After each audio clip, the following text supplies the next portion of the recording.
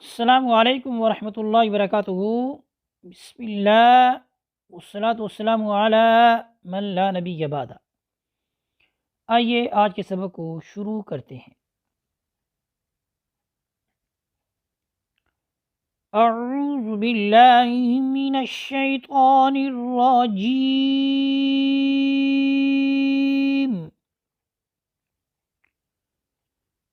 بسم اللہ الرحمن الرحیم۔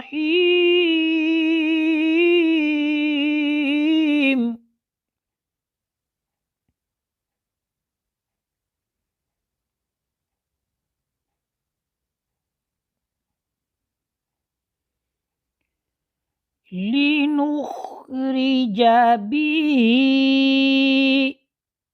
قاعدہ آپ نے یاد رکھنا ہے پورے قرآن پاک کے اندر را کے نیچے زیر ہوگی تو را بریک پر ہی جائے گی۔ لِنُخْرِجَ بِهِ، لِنُخْرِجَ بِهِ،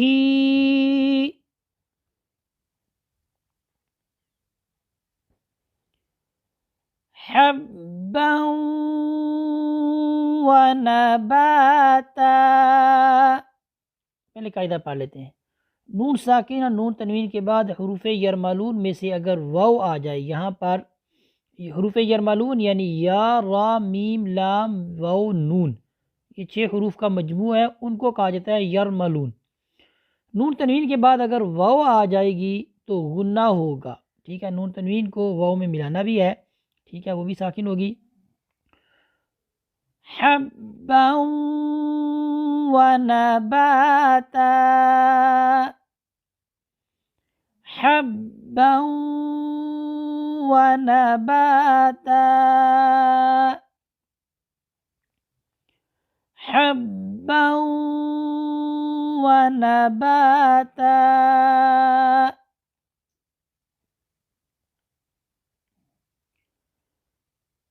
لِنُخْرِجَ بِهِ حَبًّا وَنَبَاتًا،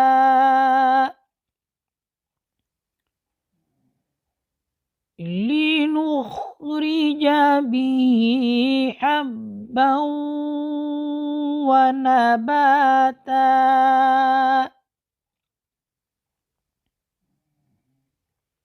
آئیے آج کے سبق کو دوبارہ مکمل پڑھتے ہیں۔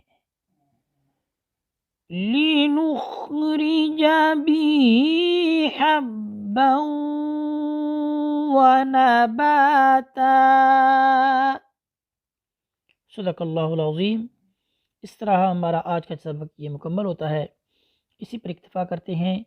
وصلی اللہ علی سیدنا و مولانا محمد وبارک وسلم وصلی علیہ والحمد للہ رب العالمین۔